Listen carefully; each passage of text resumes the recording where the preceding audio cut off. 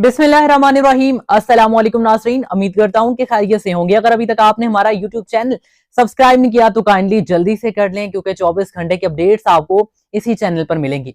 Field marshal Syed general Asim Munir साहब के 1000 दिन मुकम्मल हो चुके हैं और इस पर रोजनामा जंग जो है उसने एक कॉलम शाये किया है। और ये रोजनामा जंग वही है जिसमें जो हमारे सुहेल वड़ैत साहब हैं, जिनके हवाले से अहम अपडेट्स चल रही हैं, जो मैं आपको आगे जाकर बताऊंगा, ये उन्हीं वाला है जहां पे वो चीफ एडिटर हैं। लेकिन मजे की बात ये है कि उनका अपना कॉलम वहां पर नजर नहीं आ रहा। इस हवाले से भी बात करनी, लेकिन जरा पहले फील्ड मार्शल साहब के हवाले से बात करते हैं। और जो बातें यहाँ पर की गई हैं, क्या आप उससे मुतफिक हैं?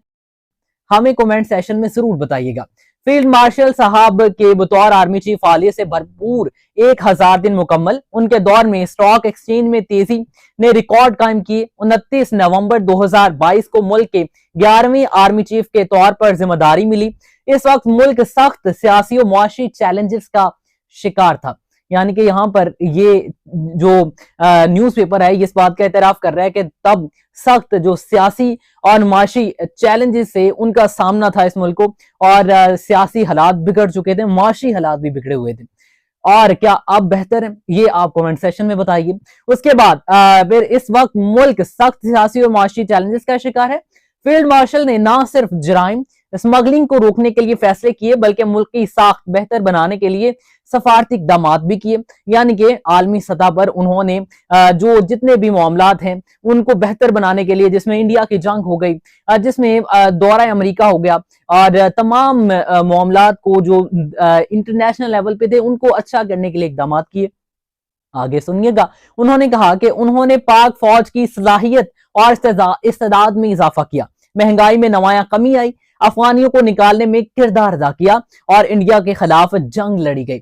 और एक तो अफगानियों को निकालने का क्रेडिट उनको दिया जा रहा है कि बिल्कुल एक फौज की काविश थी, और कोई काफी ज्यादा को हजारों लाखों की तादाद में जो अफगानी बशिंदे गैर कानूनी तौर पर यहाँ पे मुकीम थे और कब्जा जमाए बैठे थे मुल्क पाकिस्तान पर, उनको निकाला गया। एक तो ये क्रेडिट है। और उसके बाद जो इंडिया की जंग हुई और उसके बाद उनको फील्ड मार्शल का एक इंतखाब दिया गया और उनको एक लकब दिया गया, और ये दूसरा आर्मी चीफ है जिनको फील्ड मार्शल बनाया गया पाकिस्तान में। इससे पहले थे और अब ये दूसरे हैं, और ये एहसास भी उनको गया। और फिर महंगाई कम की उन्होंने, ये बताना चाह रहे हैं ये जंग, रोजनामा जंग। और उसके बाद उन्होंने ये बताया कि 11वें आर्मी चीफ के तौर पर जब जिम्मेदारी उठाई तो सियासी और माशी इस्तेहकाम था, अदम इस्तेहकाम था, और जिसके बाद ये सारे चैलेंजेस जो हैं इनको उन्होंने फेस किया और अपनी सलाहियतों के बाद जो है इस पाकिस्तान को मुस्तहकम करने में किरदार अदा किया।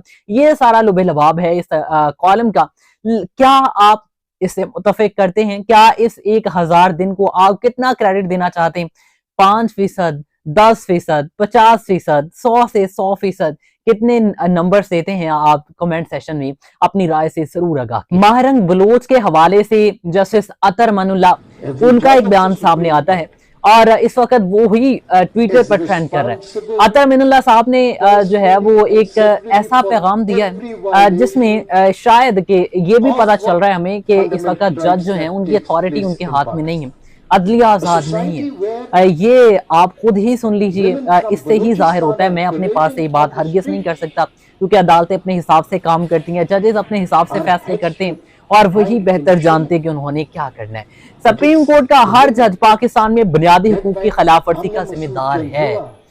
बलूचिस्तान की बच्चियां, खवातीन सड़कों पर रुल रही हैं, हमें शर्म आनी चाहिए। हमें आजाद अदलिया और जजेस की जरूरत है, ये जस्टिस अतर मनुल्लाह कह रहे हैं। और आपको पता है कि 2 दिन पहले 45 रोजा जिस्मानी रिमांड के बाद जो हमारी महारंग बलोच साहिबा हैं, जिनके हवाले से जस्टिस अतर मनुल्लाह ने बात की, और ये सुप्रीम कोर्ट के मेंबर हैं, तो इन्होंने उस पर बात की। तो वो 45 रोज के बाद जिस्मानी रिमांड के बाद उनको मकामी अदालत में पेश किया गया। देखें, ये एक ऐसा मामला है जिस पर शायद बहुत हसासियत के साथ बात करनी चाहिए और दो तरफा बात हो तो वो बेहतर है। जबकि कुछ लोग तो महारंग बलोच साहिबा को दहशतगर्द करार देने पर, डिक्लेयर करने पर जो है वो तुले हुए हैं, और कुछ लोगों ने आकर ये कहा भी है कि वो दहशतगर्दाना एक्टिविटीज में। लेकिन जबकि दूसरी जानिब जो हमारे जजेस हैं वो कह रहे हैं कि जजेस को शर्म आनी चाहिए कि जो बच्चियां हैं बलूचिस्तान की वो रिलीज निकाल के वो सड़कों पे रुल रही हैं, मर रही हैं, और हम आजाद नहीं है। आजाद जजेस की जरूरत है जो कि आजादाना तौर पर फैसले करें। ये सब चीजें ये वाजे करती हैं कि इस वक्त सुप्रीम कोर्ट कितना किरदार अदा कर रही है और जजेस कितना किरदार अदा कर रहे हैं आजाद फैसले करने में। मैं कौन होता हूं कि मैं ये बात करूं कि अदलिया आजाद नहीं, और अदलिया के ऊपर सवालिया निशान उठाना, अदलिया के फैसलों के ऊपर सवालिया निशान उठाना, ये शायद में भी एक सहाफी को जेब ना देता हो, या फिर इस पे बहुत सारे सहाफी बोलने से कतराते हों। लेकिन जब जजेस खुद ही ये बात का इकरार कर रहे हो कि जजेस आजाद नहीं है और जो फैसले दिए जा रहे हैं वो उसके लिए 7 जजेस की जरूरत है, तो फिर यहाँ पर सहाफी तो सवाल उठाएगा ही कि अब आजाद जजेस लाने में क्या करना होगा, आजाद जजेस आने में क्या करना होगा, बलूचिस्तान का मामला कैसे हल होगा। और ये मामला 1, 2 या 10 दिन या 10 महीने से नहीं शुरू हुआ, बल्कि इसकी तारीख बहुत लंबी है और पाकिस्तान बनने से भी पहले की है। अगर हम इसको किताबों में पढ़ना शुरू करें तो ये बहुत सारी चीजें हमारे सामने आती हैं। ये मामला आज नहीं बिगड़ा, बहुत देर से बिगड़ा हुआ है। वो मिसिंग पर्संस के हवाले से बात करते हैं जबकि हमारी रियासत उसको और तरह से देखती है। हमारी रियासत का और मौकफ है जबकि उनका और मौकफ है, और इस मामले को दो तरफा बैठकर हल करना शायद ये एक बेहतर अमल है।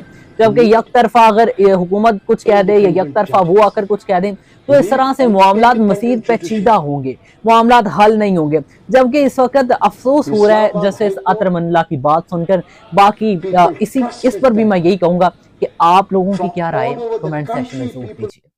सहेल वड़ैच साहब इस वक्त शदीद मुश्किलात में हैं। उन पर मुकदमा दर्ज होने के लिए दरख्वास्तें दायर की जा रही हैं। लाहौर में, इस्लामाबाद में दरख्वास्तें दायर कर दी गई जिसके आप सबूत देख रहे हैं, और ये खबर जो है मुख्तलिफ सहाफी भी दे रहे हैं। तो ये मुकदमा जो दर्ज किया जा रहा है ये आपको पता ही है कि उन्होंने जो बात की कि जो फील्ड मार्शल सैयद जना आसम मुनीर साहब है उनके साथ उनकी मुलाकात हुई और उसमें उन्होंने कहा कि इमरान खान साहब जो है वो माफी मांगे, और अगर वो माफी मांग लेंगे तो कुछ उन पर रहम हो जाएगा। तो उसके बाद फिर उन्होंने कहा कि मैंने किसी का नाम नहीं लिया, सहेल वड़ैच साहब ने। जबकि उनका मैं ट्वीट उनको याद दिलवाना चाहता हूं जिसमें उन्होंने कहा, डियर कैदी जी, आप भी थोड़ा सा हौसला करें, आपने पहले भी बहुत सारे यूटर्न्स लिए, यूटर्न और लीजिए और मामलात को हल कीजिए। अब ये हम देखेंगे यूटर्न जो है वो किसी आम बंदे के लिए बात तो नहीं हो सकती। जो गवर्नेंस में हो, जिसने यूटर्न्स लिए हुए हैं, उनका नाम सारी सी बात है। अब उनके लिए तो आप पहले भी बहुत सारे लफ्ज इस्तेमाल कर चुके हैं और ऐसे लफ्ज जो कि सहाफती अल्फाज नहीं है, लेकिन उसके बावजूद सहेल वड़ैच साहब ने वो किए। और उसके बाद DGISPR ने आकर इसकी तरदीद कर दी कि उनकी ना तो फील्ड मार्शल के साथ कोई मुलाकात हुई और ना फील्ड मार्शल ने कहा कि कोई माफी मांगे यहाँ पर। तो अब जबकि वो ऐसा कह रहे हैं तो उसके बाद सहेल वड़ैच पर फेक न्यूज फैलाने का ये मुकदमा है। और सहेल वड़ैच साहब अब मंसूर अली खान साहब के मुताबिक वो पाकिस्तान में आ चुके हैं और उन्होंने अपना एक कॉलम भी शाये किया, जो कि अब वो कॉलम आपको नजर नहीं आएगा। जो लिंक उन्होंने ट्विटर पर दिया हुआ है, आप जब उसको क्लिक करते हैं, जिसके मैं सबूत भी साइड पर चला रहा हूं, तो वो क्लिक करने के बाद उनका ट्विटर पे जो ये है वो सारा गायब है रिकॉर्ड। और प्रिंट जो है ना, प्रिंटेड, वो जंग के पेपर पे छपा हुआ है। अब वो हार्ड फॉर्म को कैसे खत्म किया जा सकता है ये तो रोजनामा जंग को भी नहीं पता चल रहा, जिसके बाद वो हार्ड फॉर्म में मौजूद है लेकिन सॉफ्ट फॉर्म में वो गायब कर दिया गया।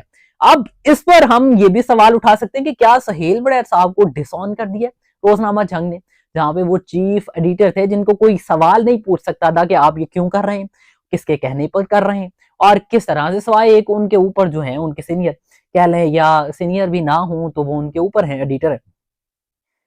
ये मामला इस वक्त चल रहे हैं और सहेल वड़ैच को डिफेंड करने के लिए मुफ्ती मुनीबुर रहमान साहब, मौलवी हजरात जो हैं वो इस पर कूद पड़े और उन्होंने बाकायदा तौर पे आकर कहा है कि इनके हक में बोलते उन्होंने कहा कि सहेल वड़ैच को रायती नंबर मिलने चाहिए, उन्होंने गलत किया है। और मुख्तलिफ उन्होंने आयात जोड़कर और डिफरेंट जो मजहबी है टच देकर उन्होंने ये कहा है कि उनको रायती नंबर मिलने चाहिए और उनको माफी मिलनी चाहिए, उन्होंने जिस तरह से बात करनी थी उस तरह से नहीं है और वह ये वो फलाना फलाना। देखें कि मामला इस वक्त सहेल वड़ैच के साथ बिगड़ रहे हैं और सहेल वड़ैच जो हैं वो अब उसको डिफेंड करने में भी सहेल वड़ैच जो हैं वो कोई और तरह का बयान दे रहे हैं। तो इस वक्त सहेल वड़ैच पर काफी सख्तियां आ चुकी हैं, अगर हम आसान अल्फाज में ये कहें। और अगर ये मुकदमा दर्ज हो जाता है जिसकी दरख्वास्तें दायर कर दी गई हैं लाहौर इस्लामाबाद में, तो फिर हम ये सोचेंगे कि ये मुकदमा पीका एक्ट के तहत और किन इल्जामात के तहत दर्ज किया जाएगा। क्या फील्ड मार्शल के हवाले से जो उन्होंने फेक न्यूज फैलाई उस पर किया जाता है या कोई और डाला जाता है। अब देखेंगे क्या बनने जा रहा है सोहेल बड़ैच का, लेकिन अभी फिल वक्त सोहेल बड़ैच के लिए सख्तियां ही सख्तियां नजर आ रही हैं।